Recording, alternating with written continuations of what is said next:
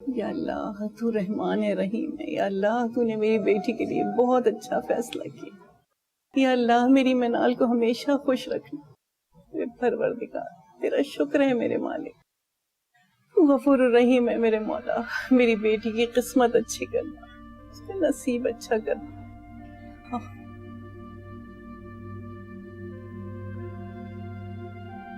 Mummy, मामू क्या कह रहे हैं? इसका मतलब गाजी ने तुम्हें सब कुछ बता दिया।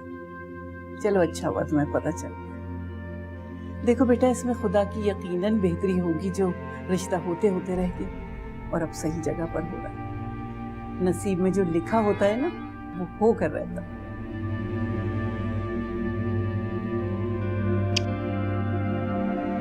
मम्मी, मेरा दिल बहुत बेचैन हो रहा है, बहुत अजीब सा महसूस हो रहा है मुझे। होता है बेटा, ऐसा होता है। माँ बाप का घर छोड़कर दूसरा घर बसाना बहुत मुश्किल है और माँ बाप के लिए भी बेटी को रुखसत करना आसान नहीं होता, लेकिन करना पड़ता है। माँ बाप की तो बस यही दुआ होती है कि बेटी इज्जत और आबरू से रुखसत हो जाए। हर इंसान पर यह वक्त आता है कि खुशी और गम दोनों एक साथ होते। गम तो आर्जी होता है। बस अपनी बेटी को ससुराल में खुश देखकर माँ बाप भी खुश हो जाते हैं। तुम सोच नहीं सकती कि आज मैं कितनी खुश हूँ। मुझ गुनाहगार पर भी अल्लाह ने करम किया है। इतना अच्छा लड़का मैं तो सोच भी नहीं सकती थी। अल्लाह तुम्हें हमेशा खुश रखे। मम्मी, मैं आपसे कुछ कहना चाहती हूँ। बस आज कोई दूसरी बात नहीं। आज मैं दिल खोल कर खुश होना चाहती हूँ। इस खुशखबरी ने तो लगता है कि मेरे अंदर जिंदगी भर दी।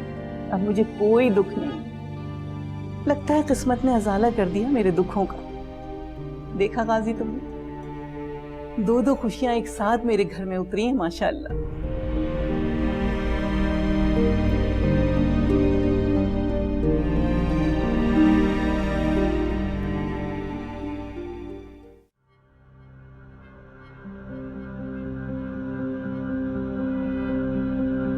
सब लोग आपके और सना के बारे में बातें कर रहे हैं, आपके हमेशा साथ रहने पे। हर वक्त साथ होती है ना वो आपके। क्या ये बात गलत है कि आपके साथ मॉरिशस भी गई थी? फरहान ने मिनाल को प्रपोज किया। यहाँ आने से पहले फरहान ने मिनाल के अंकल को फोन किया था मिनाल के लिए, और ये बात मुझे फरहान